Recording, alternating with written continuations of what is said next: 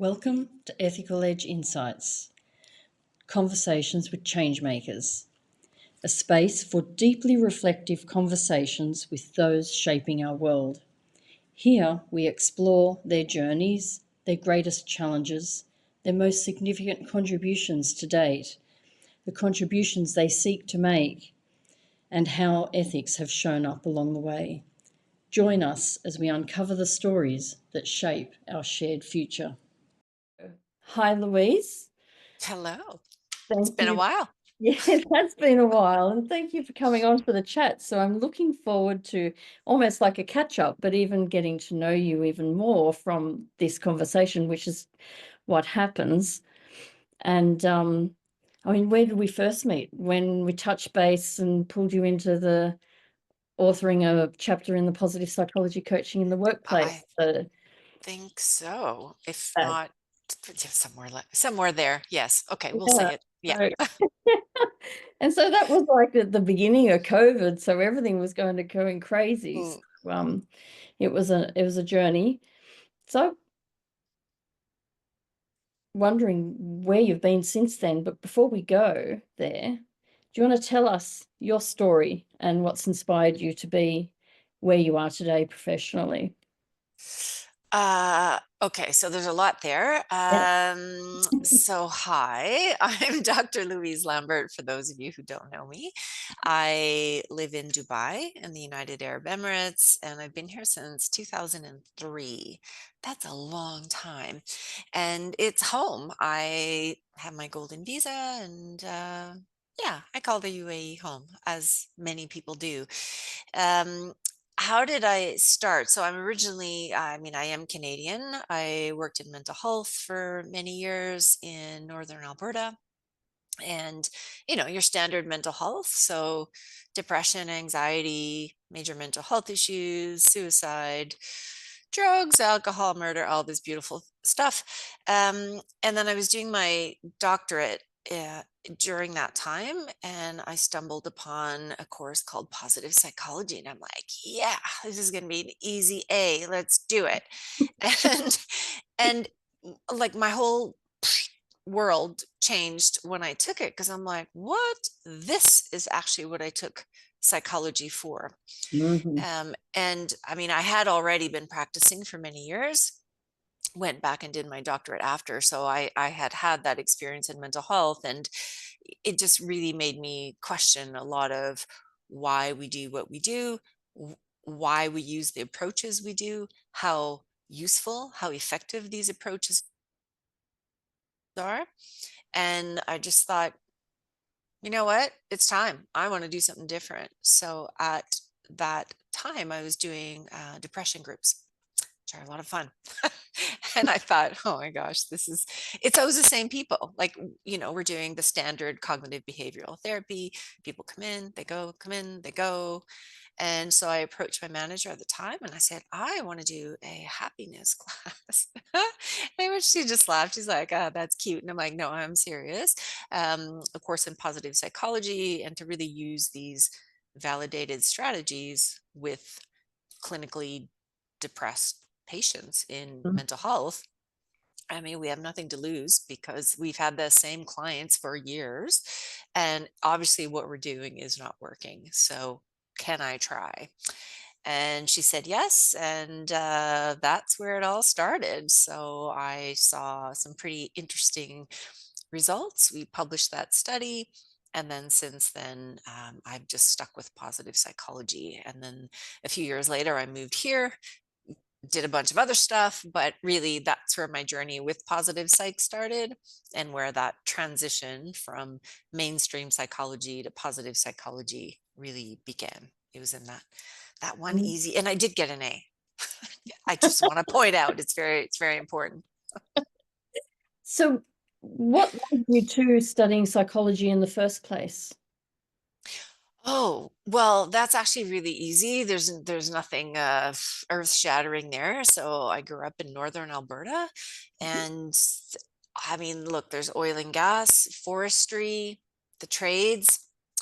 We have one university up north, and you have three options. It's education, nursing, finance, Or psychology. I'm like, well, that makes the decision right there. Little kids kind of give me anxiety, and numbers do too, and so do needles. So that just made the decision for me. And it was Okay. good. It was good. Well, I mean, you're still there, so it was clearly a fit. Yeah, exactly. So where did you study your positive psychology? Through North Central University in the US. And I had already done a master's degree by then in Calgary. So in Alberta, you can practice immediately after your master's, after you've done your clinical hours, of course. So it was really just kind of a top up that I did after the fact. Okay. And what did you find when you were working with happiness with depression? And I put that in context of like over 20 years ago and I was only talking to Susie Green actually last week on a call, a ChangeMakers call as well. And her and I started in the same private psychiatric clinic with really pretty Okay. unwell people. And we were both in at the same time in coaching psychology and positive psychology. And back then there wasn't a lot of tools to use. It was a lot of it was theory, so you had to I mean, gratitude just found its way in, and you were trying to find your way. How do we apply all the theory, and what's applicable to such a group that's really unwell, because not everything is and not everything lands. So I'm Yeah. interested to hear what you found. So I took the approach that people are smart enough and can figure things out for themselves if you give them the knowledge. So quite right, we only had some tools, some of those interventions. So all of it. So basically, I developed a six week program, and I just modeled it against the PERMA model. Mhm. So PERMA, for those who don't know, positive emotion, engagement, relationships, meaning, accomplishment. So that was week 2 through 6. Week 1 was really looking at what is happiness, and talking about, eudaimonic happiness, hedonic happiness, more the philosophical approach, but also why should we bother to be happy? And are we really going to sit around and sing songs and give each other group hugs? Because when you're dealing with people with depression, the first thing they do is just cross their arms, and they're like, really? And retreat. Really? Hold that thought. Just give me 5 minutes. And I think one of the strengths of that program is I was able to meet people where they were at. Mm, We're not going to ask you to, puppies and rainbows and yay. That's not it, but it's just to consider what's the cost of not being as happy as you could be, mhm. and how can you personalize happiness in a way that works for yourself. So if you don't like that word, fine, pick another one. Yeah. But something's got to give here. um, so the first week was really some pretty deep philosophical debates, and kind of arguing, tell me why this is a bad idea, back and forth. And eventually people were like, okay, well, it can't be worse than all the other CBT stuff I've been doing, or write out your thoughts, tell me why you feel this way. And people who've been in therapy for a long time, they know all these strategies, and they have many opinions on them. So they're like, all right, let's try. That's all I'm asking. So I also took kind of a cynical, serious approach, and I think that actually helped them get on board. So again, meeting them at the same emotional space they were at, and not being like, yay, was quite helpful. And the transformations were pretty huge. So 1%, and I always talk about this woman, but really there were others as well. But this one stood out in my mind for, 20 years later, I still know her. I Mm, still remember her. So her name is Lorraine. Lorraine had been in mental health for I don't know, probably 30 years.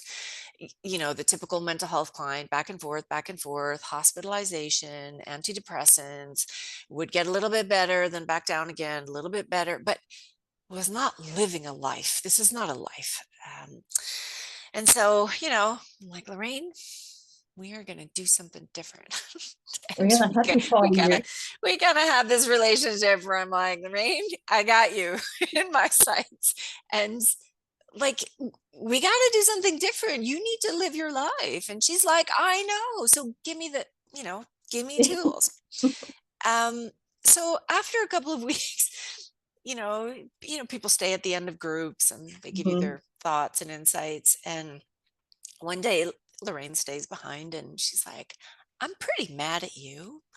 Okay, tell me Nice. why. Mm. And she said, not you specifically, but kind of you. And really, you represent all of mental health. So, yeah, here it comes. So basically, she said, I have been sitting in these CBT groups, therapy groups, skills group, process groups, tell me about your life story groups for years. And then you come along with your happy, happy, hey, let's be grateful. Let's talk about savoring. Let's talk about, you know, moving towards something versus trying to not be depressed, not be miserable. And I'm feeling a bit happier. Oh, But she wasn't happy about feeling happier, but she was awesome. upset because she said, I've wasted so many years sitting in therapy. I've wasted how much money on antidepressants, being off of work, sitting at home. Basically, I've wasted my life because I did not have the proper tools. And for the first time in my life, I realized I'm not the issue, but actually, you guys in mental health have not been helping me to be happier. You've only been helping me be less miserable. That's amazing. And I walked away and I'm like, wow. And I Yeah. thought, she's right. She's right.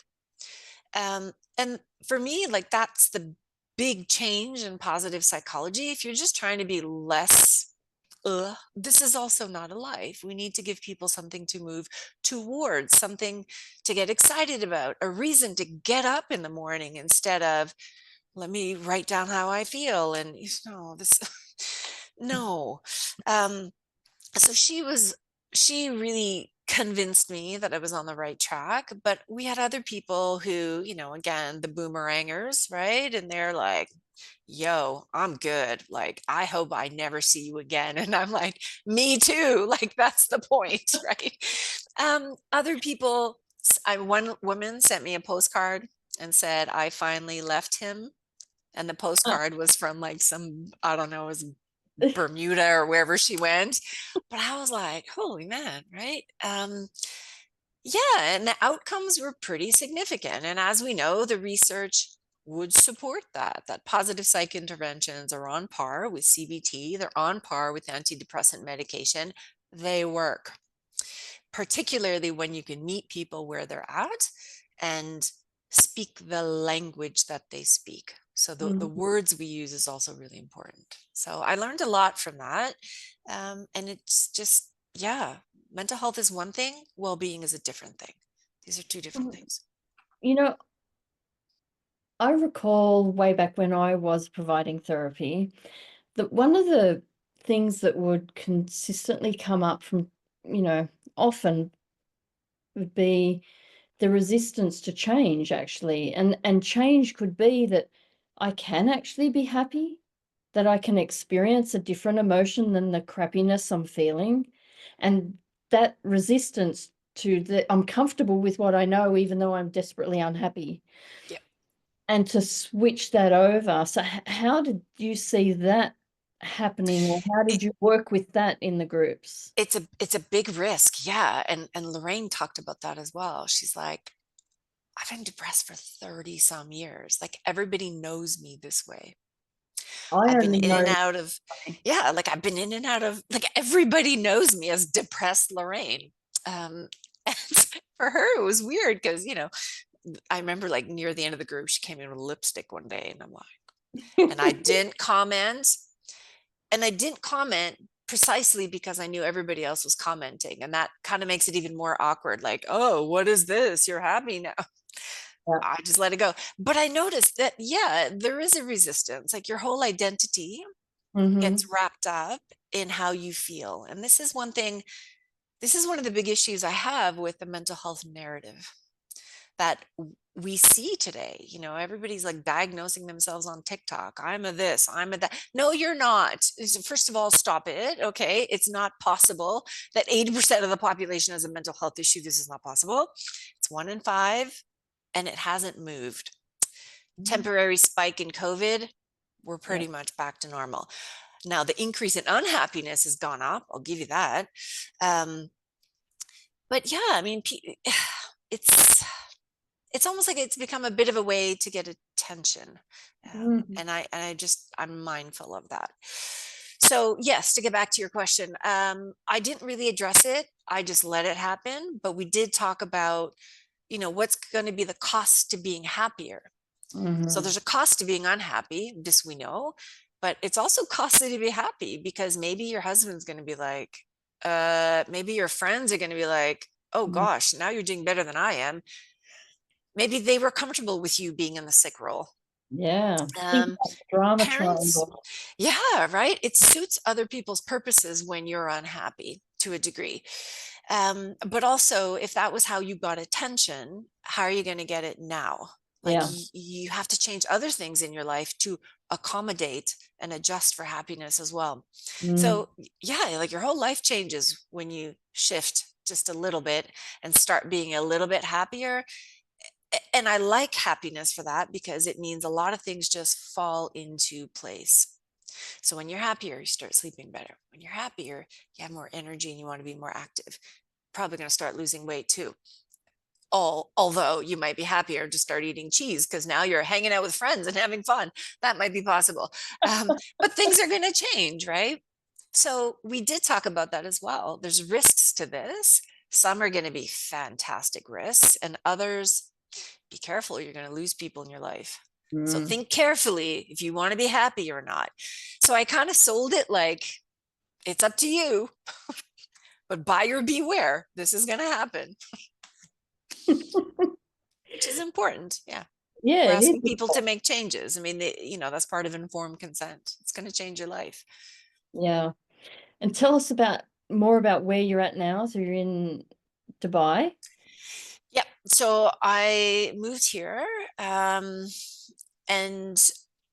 I, yeah, I mean, this was like in 2003, ages ago. I was teaching at university.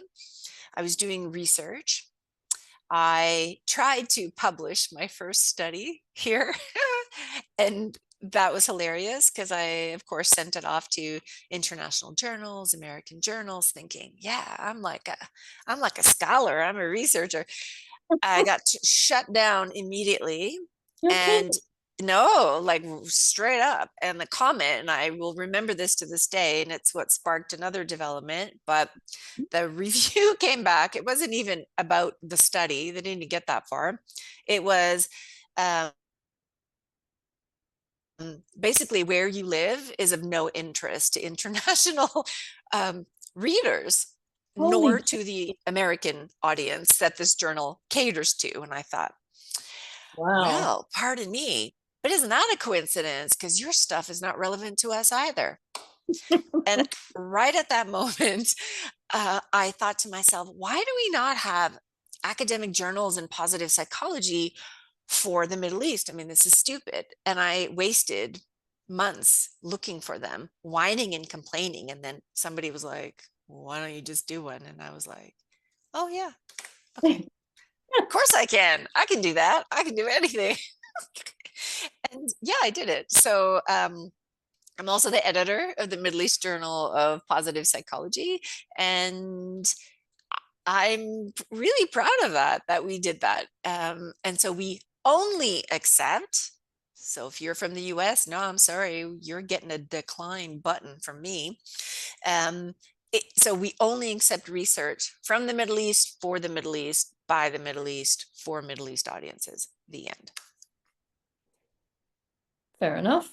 Yep. And so what that means is, it's a platform for Arabic researchers to publish their work in well-being from the region. Mm. Obviously, we accept English articles as well, but it really just kind of sort of reinforce this idea that, if international audiences get their platforms, American audiences get their platforms, everybody deserves a platform. Mm. And why can't we have our own? Yeah. Mhm. Well, just as you're telling that story, I am reminded of when I reached out to you and said, "Listen, I'm thinking about starting a journal of coaching ethics." And you're like, "Yeah, you can do that." Oh, okay, good. I'm glad I said that. Simple, I'm like, why easy. not do it? Who Do cares? that done. I'm like, "Oh yeah, I can do that."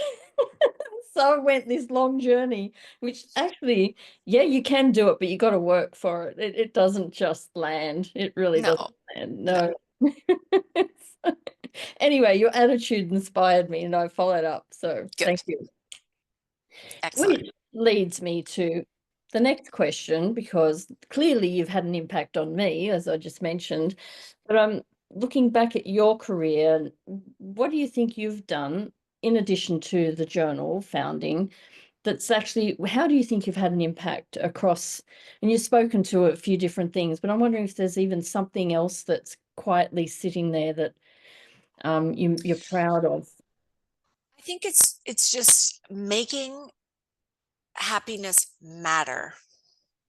And that is now the name of my company, Happiness Matters. And you can do it, you can think about it in two ways. Happiness matters, of course it does, but happiness matters in happiness. So it also has a more serious play on words.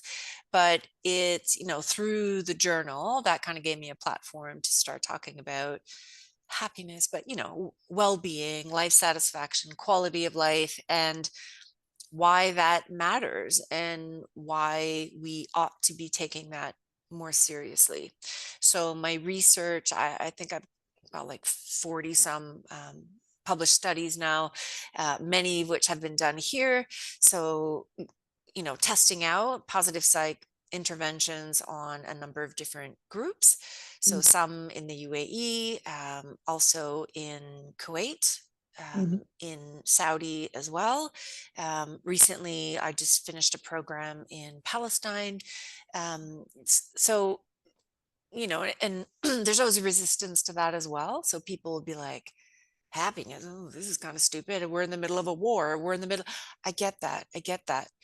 And again, we're not asking you to put the happy faces on and be prancing like a unicorn, but it's just the recognition that people, irrespective of what is happening in life, you deserve these moments of security and safety and respect and positive emotion and integrity, and to be dealt with, engaged with respectfully. I mean, all of this is part of a good life. Now, whether I'm successful or not, we'll see. People keep asking me, so I'm assuming I'm successful somehow. But yeah, it's just really this belief that people deserve a good life, whatever that looks like for them. mhm. Are you doing any research in Ukraine No, or Russia even? no, no. So again, I'm completely focused here, just Mhm. because it's a big jump. Um, Yeah. it's a different context, different history, different culture, different everything. So I'm invested here. So I Okay. stick to the region. Yeah. Okay. Any other little nugget that kind of stands out to you? Um, I think the other one, so we also published two textbooks. One again in positive psychology for the whole region, and that textbook really helped to not seriousize, is that a word, to make serious well-being. So chapters on well-being in data, well-being in government policy, well-being in schools and higher education. So again, just thinking about different applications. um, Had another one more just more generally in psychology, also for the region, which I found this morning. I was like, oh yeah, Mhm. I got one copy left. And Brilliant. Mhm. this was a previous one, and the picture is actually by a young boy in Kuwait who painted this, who's now an artist. He just does phenomenal work. But why did I also do this? I was teaching at university, and my first semester, you pick up the textbook and I'm like, what is this? It never occurred to me until I got here, like just textbooks. They're all Western. They're all published in the US. You open them up and everybody's got blonde hair, blue eyes. There's chapters on sex and drugs. And I'm like, oh my gosh, can't use this. But also it's like 700 pages. Barely any of it is relevant. And we're forcing people to read this. I'm like, no, man, this is stupid. So that is where these books came from, because young people and everybody just deserves to see pictures of themselves. Yeah. So, as you flip through the pages, it's women in hijab. There's chapters on religiosity. There's chapters on character. There's chapters on things that you wouldn't find in the West. So again, it's just this thinking that everybody deserves a platform. And just because there are books there and these publishers are here, doesn't mean we cannot make our own. So I've been quite insistent on that. I have not won that battle because I taught at university for many years and we still haven't changed the textbooks at all. I don't know why, because it's not that hard to do. But yeah, I just think we all deserve that dignity and that right to express ourselves in ways that fit for us. Yeah, and to be seen, actually. Yeah, and to be seen also. Yeah. Mm. Yeah. And, and the flip side, I think sometimes Westerners have a hard time grasping that. And it's like, well, how would you feel if you're in university and you open up your textbook and you're like, who are these people? Exactly. Right. It's the same thing here. Same thing. I have a wish for the textbooks to hold it all. And so it's not just regionalized, it's like the books come together and meld all of it together so we can see everyone, we see ourselves, and we can see ourselves in relation to other people and what's going on, the kind of learning that we have about ourselves. And I mean, I just think it would blow all of our minds apart in a good way, to just expand it and in how we all see ourselves in the world, rather than and in relation to other people, rather than I'm in my bubble and I got it all down pat just as it is. Thank you very much. And I And I think that would help democratize knowledge also, but it would also help us gain some intellectual humility, mhm. where you kind of go, oh, that is another way to look at it. Okay, I never thought about that. Yeah. And it works there too. It might work for you as well. Like we can learn from one another, but yeah, generally we're, I think, intellectually quite arrogant. We like to be right. And we Yeah, like to be comfortable in our knowledge as well, which doesn't necessarily help us grow. that's true. Um, Ethics. Let's go there. Okay. Well, How does it show up in your thinking? Can you identify it, and can you give us an example? I think for me, it's maybe not so much ethics, but just more around values, and trying to question my own. I know I don't always get it. I'm sure I don't. I know I don't. We generally don't, because our ethics and values are kind of built in. So it's hard to question how we think. Um, but I will try to at least make space and be like, okay, is there another way I could see this? I don't always get it right, but yeah, I think it's thinking about if this appeared on the front cover of a newspaper today, if this appeared online, would you be okay with your decision? No. Well, then you better think it through a little bit better. So when I taught business ethics for many years. At university, and that was kind of the barometer. And I would ask students, because they're like, well, how do I know? How do I know? Ask yourself, if somebody you knew publicly saw this, or if your mom heard this, your neighbor and your uncle and your 5-year-old niece, let's include everybody. How would you feel about it? Ah, okay. Well, there you go. So it's just kind of putting yourself in others' shoes, but forcing yourself to think about things in different perspectives to be able to make a better decision. Now, this still doesn't mean you might have a good decision, but at least a less bad one sometimes is as good as it gets. I would argue that you've already been doing that just in bringing these new books for, rather than them having to use Western books, they're bringing books for the local population, the local communities. I mean, that's an ethical act in and of itself, and shows the thinking around it. I think another place where it came out, and again, I don't know if ethics is the right word, but definitely a check on myself. So we did a project recently where I was like, oh yeah, I can do this.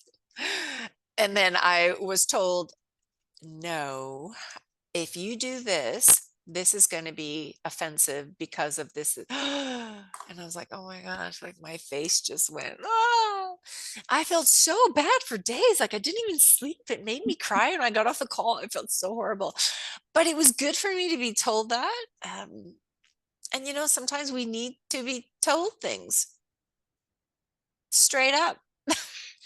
So again, lots of humility. I had to go back to the beginning and be like, okay, you got this all wrong. How can I think about this differently? And I was able to go back and fix it, and I got it right. But yeah, I think even if you've been anywhere for a while or you've been doing the same thing for a while, it's almost like you're more at risk Mm, of making a mistake because you just think, yeah, I got it, I got it. No, no, you don't. Oops. So it was a good reminder. It doesn't matter how long you've been doing something. You need to think it again, through. yeah. Yeah. I mean, it sounds like sounds like it's relational ethics and potentially moral ethics. So it could be the combination. Without knowing more detail, it could be any of those. Mm, What about in your classroom? Or you're still teaching now? no, no. No. Okay. So in your workshops, like what comes forward that has you make sit back and go, hey, hang on a minute, have I really got this in place for the workshop, or what's arisen with any particular person or number of people that might have had you had to. So I always find it very awkward, and it always happens. So I work in organizations, and we work at many different levels. So sometimes it's with senior leaders talking about, the business case for well-being, but also what are the actions that they need to do to be able to get the best returns off their well-being investment. Other times it's with managers. I prefer to work with managers. The research would suggest you should be working with managers. They influence 70% of employee well-being. So I always say, if you want to improve well-being, leave your employees alone, deal with your managers. But often, almost 99% of the time, organizations are like, oh no, here's our employees. Yeah. So the burden of well-being ends up being put on them. And I'm not saying there's no work to be done there, but if you think about families, it's the equivalent of parents bringing in their 2-year-old going, this child is so unruly. Okay, yeah, let's talk about that. Your kid's not made that way, right? Like, what have you done to this child to make this behavior? And invariably, in some of the employee groups, that's what we end up talking about. And I'm like, oh, this is awkward. Because you're like, yeah, it is the manager. you know, but you're working at the level of employees, and then there's that tension, and you don't want to turn one group against the other. But if you can't get the buy-in of managers, then employees' hands are tied to a degree. They're just coping, but nothing's really changing. And sometimes managers get on the defensive because they're like, well, nobody showed me these skills. I know you've also been put into a bad position, Mm. whereas you're now responsible for everything and everybody and, A to Z with zero skills and often zero additional time. And right, I get that. So yeah, it gets kind of awkward. So it's trying to kind of be in the middle, and again, just using empathy for both sides, but also turning it back to them and saying, how do we fix this? What would you like to do? What would be the best course of action, do you think? Rather than, yeah, it's this, no. So I think sometimes there's just inherently tensions within organizations that, people's perspectives, they can only see from the chair they're sitting in. And so it's helping people see from all of the chairs one another, but also understand what are the leftover options for them. Should that chair not change, then what's left here for you? So yeah, I would say those are the situations where you're like, this is going to be awkward. So from what I hear, you at least are aware of the tensions. I'm not sure if the tensions also arise in yourself in some way. And then you don't own the tension. You find another way to work with it. I think I just kind of lean into it. It's like, yes, you're right. We're asking you to do this, but actually, this is maybe a policy issue. This is maybe a training issue, but here we are. So given that, right? So sometimes it's just kind of leaning in and calling it for what it is. And this is the reality that we have to work with. We only have 2 cards. Which one would you like to pick? Unless you can think of a third card. Have you got an example where, without naming anyone, where it went in a way you would never have imagined, whether it be good, bad, or in between? I think just sometimes, like, yeah, it has happened where I've had an employee group in the morning. Somebody's literally crying in the toilets. My manager, da, da, da, da. And then 2 hours later, I'm like, said manager walks in. Oh, jeez. And now their story, either supports, corroborates, or contradicts, but you're like, okay, well, that was very interesting. Anybody else? Because What happened in that story? So someone's in the toilet and the manager's in, and then you're wondering if the stories are going to align or... No, I mean, it did align, but the manager was wrong. They were not very nice. They were quite nasty to the employee. And I mean, it was obvious to everybody. Even the other managers were like, oh, okay. And yeah, like that's part of the, that. yeah, I mean, that's part of the issue. So in this particular organization, that was common. That person was not the only one that behaved that way. And sometimes it's difficult to say, it is you. Yeah, that was not cool. And you don't want to say that person was crying this morning 2 hours ago in the toilets, but yeah, they were. Like, come on, right? So yeah, it just, and I think part of being a consultant is you see things, you see the same issue, but from 3 different vantage points.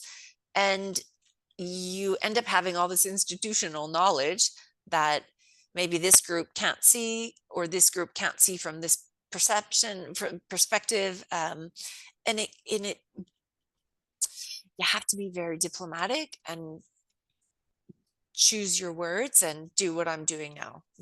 Kind of like, Yeah, how am I exactly. going to say this? So that particular scenario, how did that eventuate? What was the end result then? Or even how did you get it, help it move towards an end result? And what impact You on know you? what? I don't think I did. I didn't, because I just thought, okay, let's just carry on with the process. So, I mean, the whole process was about how do we teach managers skills and these high quality connections to develop better relationships. So again, gee, I wonder how that worked. What did you think? What do you think happened there? How, and you just have to keep like kicking at the same can going, dude, it's you. Like, so Whether they got it or not, I don't know. Others certainly did, and I think there's still value in it, because I think at a certain point, other managers kind of go, well, I would have done this, or they don't necessarily point it out, but they might say, oh, I dealt with that in this way. So I think it became obvious to many people. And then you just kind of hope that if enough people change, at least the climate starts to shift enough so that the employees in question kind of go, okay, it's only this person, at least it's not everybody. And if I can buffer or spend more time here, or maybe I can get like a department change. So I mean, eventually the person they change, or they get pushed out or leave in frustration, and sometimes maybe that's the solution. Yeah, and that's one of the challenges, though, is that you can't always be there and help drive an end result of whatever that might be. You kind of have to let things evolve and bubble away on their own, but you've given the impetus for it to start evolving. Challenge of consultancy work. Yes. Mhm. So, I mean, you've just spoken so much today about what you've contributed. It's been huge, your contribution, and you've been a great support even for me. And I'd like to acknowledge that over the years you have been. Um, so I want to know what you would hope your legacy would be. Oh, I don't know if I think that far, my legacy. Oh my gosh. I think I think it's just for people, sometimes I think just saying things, Mm. happiness matters, gives people permission to also say things. So I think just kind of harping this, banging the same drum. Um, and now I notice that other people are starting to ask those questions. Well, if we do that, people are going to be unhappy. Well, that's good. Mm. So should we do that? Right? Or I think it's just making it a topic, and a legitimate topic, not like some fluffy, stupid pizza pop parade party, but that it's something that we take really seriously, because it is a serious topic. Actually, for as fun as it is a very serious topic. So Mhm. I just hope that that's the legacy, that we just kind of keep remembering it. And Mhm. I So, think we are doing a good job at that. We collectively yeah, in yeah, positive psych. it's a life-giving endeavor, in fact, as opposed to one to shut it down. Mm. Yeah. Yeah. Yes. What do you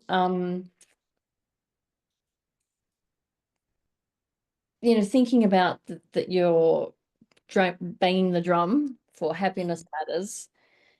And so, in that context, what do you think is the most challenging moment for us at the currently? I think it is being more relevant. So just this morning, I was asked by UNESCO to do a keynote coming up in a couple of weeks. And, I'm reading through the reports and I'm like, oh my gosh. So, you know, uh, I was just thinking of this Palestinian project I did where literally 100% of the sample had trauma, and repeated trauma. um, Yemen, projects in Yemen where, I think the average young person who's 20 today has gone through 6 wars, and you're just like, geez. So I think it's finding ways to be relevant for people who are living in really difficult situations. So violence, conflict, people who are marginalized, left out, who are falling behind. So I think we're in this, and it's something new, but it just feels more intense today because of social media, and of course we see everything. But um, it's an intense, aggressive Mm. world. So that's one. I think the other one is thinking of how people are going to be happy going forward. So do we need a different way to be happy? Do we need a different model or a different way to think about being happy in light of climate change? So a lot of what we do to be happy is exactly why we have climate change. Um, and so our lifestyles necessarily are going to need to change, whether you understand the science or not, it doesn't matter. Our lives are going to change because of it. But we also need to live our lives. And these need to be meaningful and joyful in some way, because otherwise we can't just all be miserable. Like, so you think about mental health, suicide, addictions, violence, aggression, like this is also not a way to live a life. So I don't have the answer to that, but Michael Steger has brought this up recently, just thinking about how does positive psychology apply and extend itself to some of these very real world issues, but also existential threats, because Mhm. these are very real, and we have to live our lives somehow. So I don't know, but I see that that is going to be the challenge for researchers, for policymakers, for practitioners, and then just for average people. That's a way to finish on a doom and gloom note. Well, no, I mean, I've had a chat with Mike a couple of weeks ago, and it will come out soon. And we were talking some on this as well. And he Yeah. mentioned, in fact, they've got a meaning conference on. Yes, in Lisbon now. Yeah. Yeah, and I've not been able to get there, so um, I'm not there, even though Me I'm. neither. Me neither. If it makes you feel any better. But we were talking about that, and we were talking about how we have the dark side, and we're not just going into the happyology of happiness, and it's important that we do recognize all of it, even in the space of positive psychology. Just the word positive doesn't really speak to the whole scope of it, really. Um, any last words you would like to leave us with before we Well, wind up? I mean, look, I think we we have a big challenge ahead of us. Climate change, violence, but I also think just, the World Happiness Report came out in March, really showing that people are spending a lot more time alone. Not everybody's necessarily lonely, but it doesn't mean if you're spending more time alone that that's good for you. But definitely people who spend more time alone are less happy than those who don't. There's also a lot of cynicism, this loss of social trust, where we just assume everybody's like a jerk. And that's important, actually, because when you walk around like that, this has social implications. It's why we have all these right-wing governments, which they talked about in the report. And I just feel like this decline in happiness is even more important than we've realized. So we talk a lot about mental health issues. I think declining happiness is actually more important, because not that mental health issues aren't, but this lack of happiness affects how we live in societies and communities, and it has huge political implications, economic implications, in addition to all the rest. And I just think, wow, now more than ever, we need to double down on happiness. And again, if you don't like that word, pick another one. But life needs to be worth living somehow. So find a way, kids, find a way. That's my final words. In the words of my tennis coach, find a way, find a way, find a way to hit that ball. Thank you. Did you win your last game of tennis? No, no, I never win. That's okay. I find a way. I've played tennis all my life, except for in my later adult life. So I'm a lover of tennis. I think it's great that you're still playing. I am. We'll have to try and play a game together sometime. Of Well, course, we need to be in the same city for that, but we do. Yeah, my serve is way off. I take a bit to warm up because I haven't played for a while. But when my strokes warm up, I have a fairly fierce backhand and forehand. okay, okay. My backhand is better too. Oh, is it? Yeah. Yeah, the harder the ball, the better I do. And Eh? then the nice and easy ones, I'm like, oh, son, wait, what? What? Too much thinking involved in the easy Way way. too much thinking. The minute I start thinking, done, game over. Okay, so we're pretty much, we'll be equally Good. matched opponents. Thank you so much for today's chat. My pleasure. My pleasure. Thank you.